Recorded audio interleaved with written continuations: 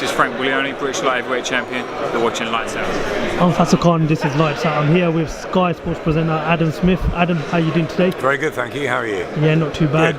Here at the public workout ahead of Saturday night's big fight between Whyte and Lucas Browne. Exciting, isn't it? It's a very exciting fight. What's your predictions for the fight? Or do you think will come out on top and win the fight? I think it's a great heavyweight fight. Listen, we've got a great heavyweight month, haven't we? We had Deontay Wilder and Luis Ortiz in New York. What a barn burner that was. After 4 pretty tepid rounds, it suddenly exploded and we got a great fight. So let's hope for another one on Saturday night, and then again at the Principality in 11-12 days time. I think that Whyte and Browne is a great fight. Stylistically, you've got to pick Dillian. I think that he's got the smarts and the ring craft to win it. But Lucas is going to be dangerous all the way through. He hits really hard. I've seen him spar. I've seen him in with big gloves, with little gloves. I mean, he hits. The guy hits really, really powerfully. And I think if Dillian gets involved or he gets sloppy, he's in trouble. But I think that he should be able to box his way.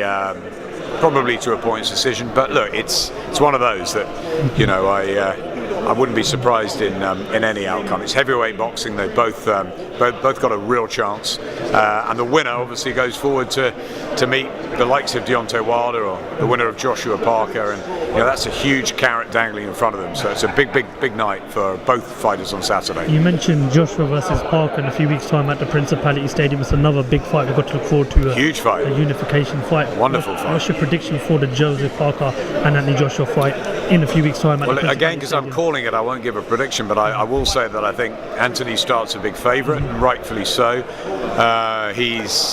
He looks like he's maybe too big, too strong, too all round for Joseph Parker. But I think Parker's been written off a little bit by the bookies. I think it's the odds are really surprising. I think he's unbeaten himself. He's younger. He's trained for Joshua for a long time. I've heard everything has gone absolutely superbly in camp. I was with Kevin Barry last night, and I really respect him as a trainer. He's a great fighting man. He knows the obstacle, the challenge in front of him. He said the 80,000 is not going to faze Joseph Parker one little bit. He believes he's got the more skillful man.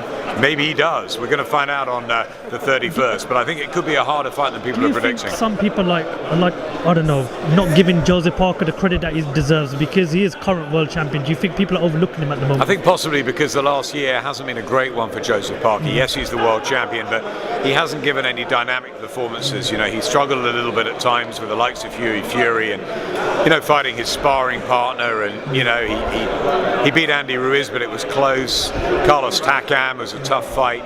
I think Joseph Parker's got terrific attributes. I just wonder whether Anthony Joshua's just a bit all-round better. I think that I've been in Sheffield with AJ, and he's looks light, and he looks lean, and he looks sharp, and he's taking this very, very seriously. So I expect the best Anthony Joshua on Saturday week, but I also expect the best Joseph Parker. So I hope it's a really, really good fight, and listen, the winner goes on to big things.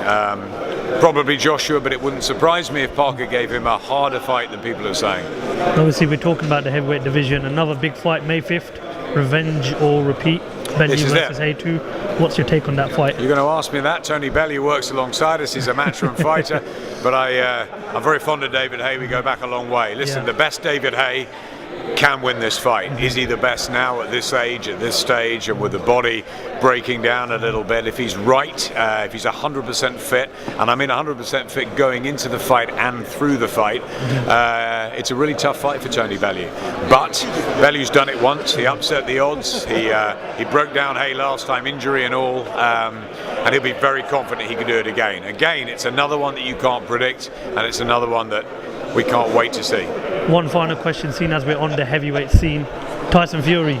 Yeah. He says 2018 is hashtag Tyson takeover. Yeah. Are you excited to see He him also coming said back? this morning that he's going to break Joe Lewis's record of world title defences. How excited listen, are you? He is a one-man PR machine, isn't he? He's terrific, Tyson Fury. I was lucky enough to be in Germany when he beat Vladimir Klitschko. It was a wonderful performance. It's a shame he didn't dine out on that, so to speak, that he didn't go on and fight regularly.